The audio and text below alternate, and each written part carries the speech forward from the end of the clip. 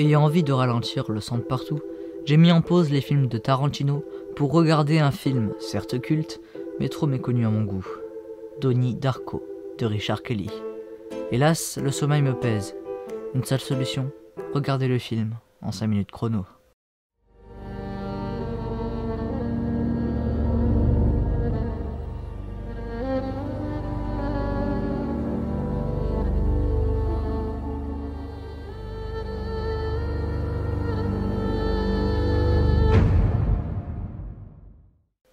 Tout d'abord, sachez que je vais faire une émission abrégée, d'où le nom.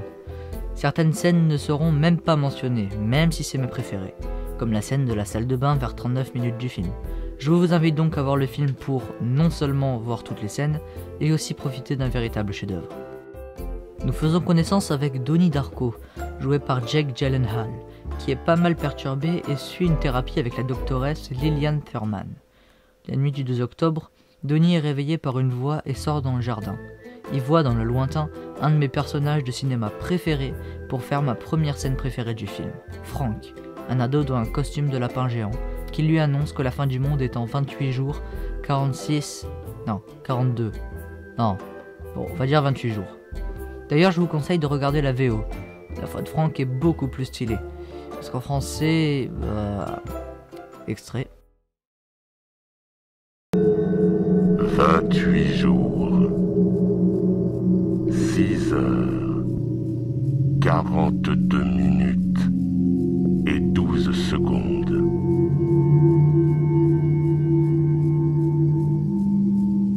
C'est là qu'aura lieu la fin du monde. 28 days, 6 hours, 42 minutes, 12 seconds.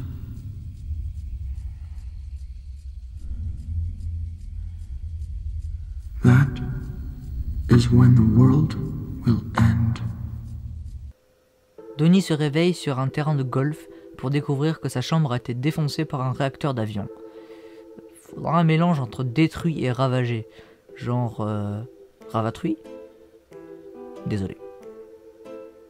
Frank demande à Donnie d'inonder son lycée en copiant la nouvelle qu'il étudie, The Destructors, ce qui réussit plutôt bien, et laisse un message des plus explicites.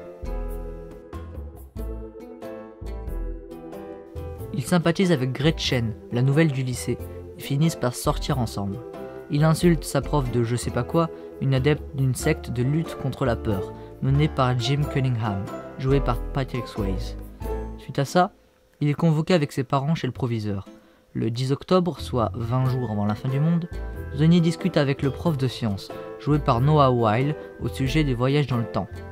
Il lui recommande un livre écrit par une ancienne prof qui s'avère être la fameuse grand-mère Lamort, tout à fait sénile et vieille. Comme dans le livre, Donnie se met à voir le futur proche des gens sous la forme d'un tuyau en bulle, je crois.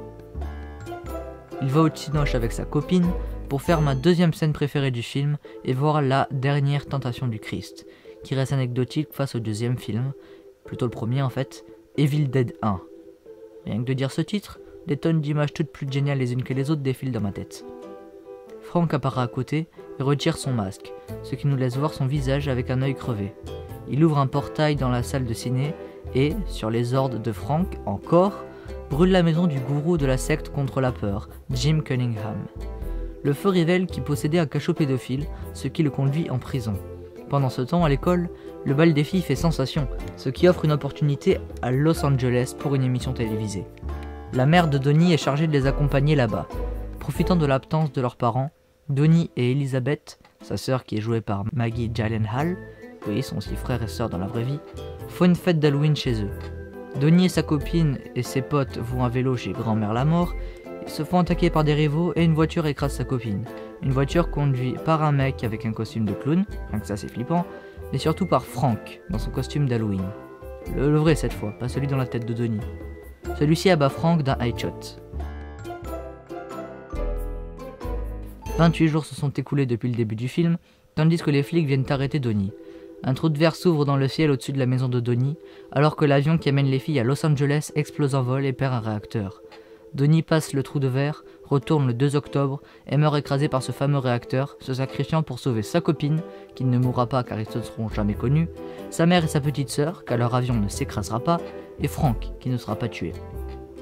Une fin absolument géniale pour un film absolument génial, qui rentre facilement dans mon top 10 de mes films préférés, peut-être même le top 5. C'est étrange, étonnant, fantastique, schizophrénique, horrifiant, bref, excellent. Et je vous le recommande très chaleureusement, tout comme Kill Bill d'ailleurs. Contrairement à ma tradition, je ne ferai pas d'outro filmé. Je dirais juste que la prochaine fois, je regarderai un film normalement. Ou pas.